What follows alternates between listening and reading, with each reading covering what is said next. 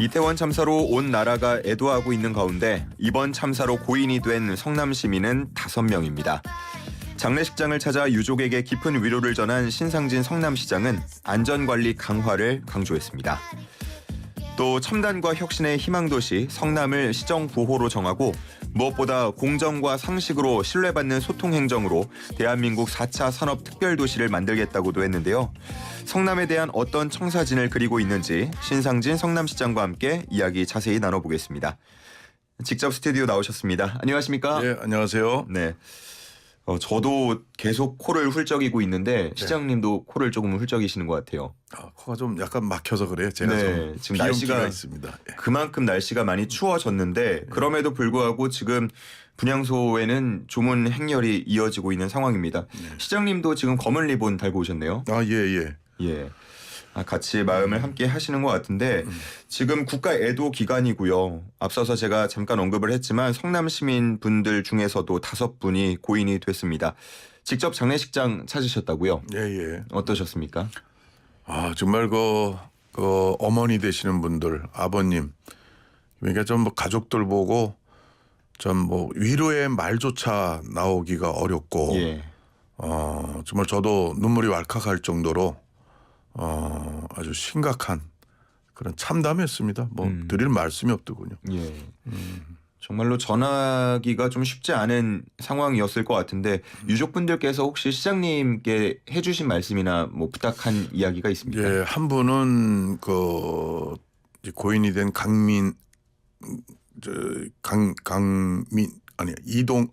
이동국 씨라고 이동국 씨. 근데 그 아버님이 저를 아신다고 그러더라고요. 예. 이제 본 적이 있다고 그러시는데 좀 국회나 정치권이나 정부에 다시는 이런 일이 생기지 않도록 좀 시장님 좀 잘 좀 얘기 좀 해달라고. 예. 그러시고 참 그랬습니다. 예. 그리고 또 한 분은 또 강민지라는 이제 28살 그 또 희생자인데 예.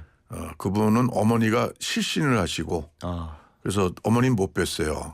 그리고 판교 쪽에 직장 다니는 28살 예. 여성이었는데 정말 너무 말이 안 되는 상황이죠. 예. 그래서 우리 지금 성남시의 우리 시청 공직자들 전부 검은 리본 메고 예.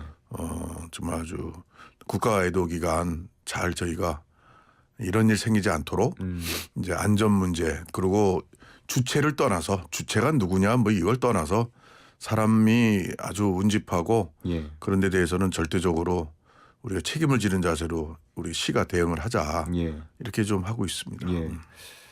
유족분들께 뭐 어떤 말씀을 드려도 또 어떤 뭐 지원책을 내놓아도 사실 그 마음을 위로하기가 쉽진 않겠지만 그래도 더 힘들 상황을 마주하는 거를 좀 막으려면 뭐 지원도 좀 이루어져야 될 것 같은데요. 성남시에서는 어떤 지원 대책들 마련하고 계십니까? 저희는 뭐 정부 지원과 별도로 저희가 희생자 가족에 뭐 2천만 원 또 뭐 해서 저희가 최대한 시에서 할 수 있는 지원은 최대한 하기로 했습니다. 그렇군요.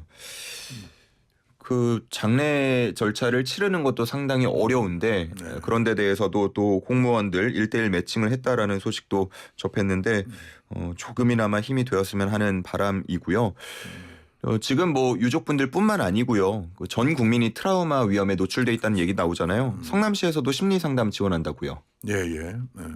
사실 이게 이제 어디 사회 구성원 전체의 트라우마죠, 사실은. 예. 뭐 가족은 뭐 말할 수도 없고 친구, 지인들은 그래서 우리 전체 시민의 또 정신 건강을 위해서 그런 심리 상담이라든가 이런 걸 저희들이 또 펼치고 있습니다. 예.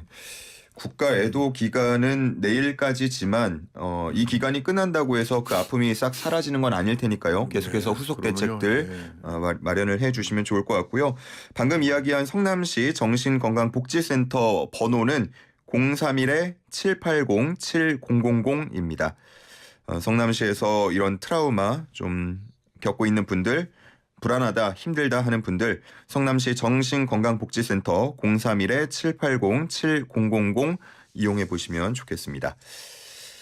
자, 다른 이야기로 넘어갈게요. 이 성남시 1기 신도시 재개발 재건축 계속해서 얘기가 나오고 있었는데 속도를 좀 낸다고요? 네.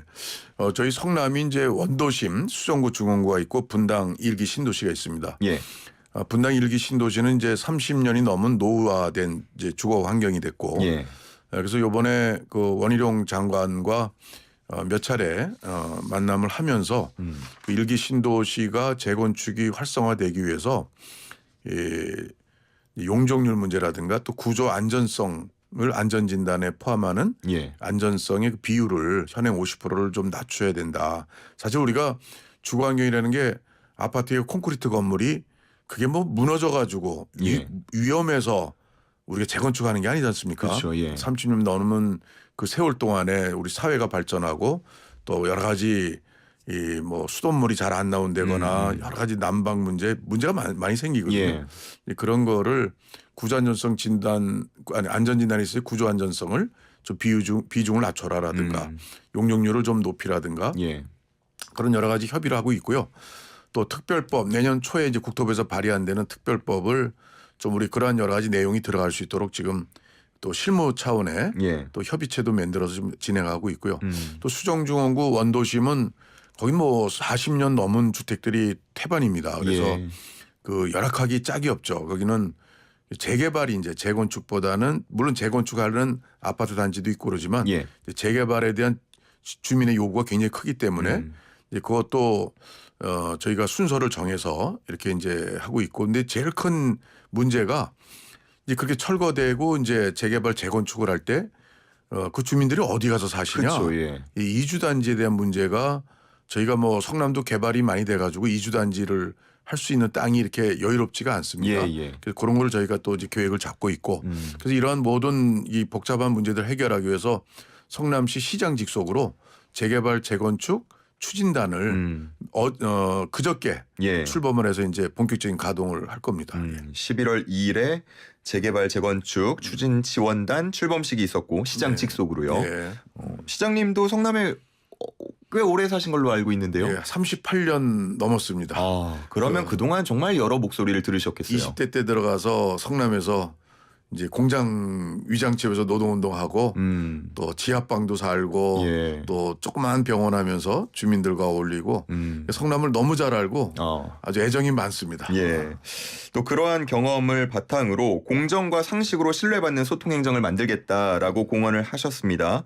뭐 이번 주에도 성남복정 2지구 신희타라고 부르죠. 신혼희망타운 준공과 관련해서 학부모들과 간담회도 하셨다고 들었는데 앞으로 어떤 소통행정을 구상하고 계신 겁니까? 저는 우선 이제 공직사회가 지난 12년 동안 이제 민주당에서 12년을 이제 시장을 이제 해왔기 때문에 예. 이 공직사회가 좀 상당히 이게 좀 끼리끼리 문화랄까 이렇게 좀 공직기강이 좀 바로 서질 않았다고 봐요. 그래서 예. 저는 우리 내부 혁신을 하기 위해서 시정혁신위원회를 두고 또 그래서 그래야 이제 올바른 또 시민과의 소통을 통해서 행정 서비스를 제대로 할 수 있겠다. 이런 차원에서 좀 위원회를 구성하고 있는 중이고요. 예. 그리고 무엇보다 중요한 거는 시민의 이 목소리를 어떻게 이 시장까지 잘 듣느냐 예. 그런 시스템을 어떻게 구축하느냐. 그래서 제가 이게 처음에 이제 준 그 업무용 핸드폰이 있어요. 시장이 되니까 예. 그 업무용 핸드폰을 제가 이걸 어떻게 쓸까? 제가 원래 쓰던 핸드폰 하나로 그냥 족한데 굳이 업무용 핸드폰이라는 게 필요 있을까? 네. 그래서 제가 그걸 안 쓰고 있다가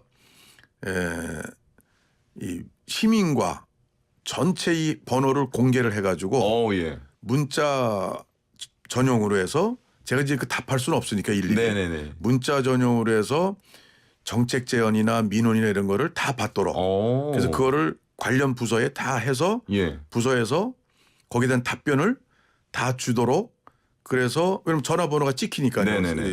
문자 보낸 사람들한테 그걸 비서실에서 직접 관리를 하고 있습니다. 네. 하루에 몇 통이 나옵니까?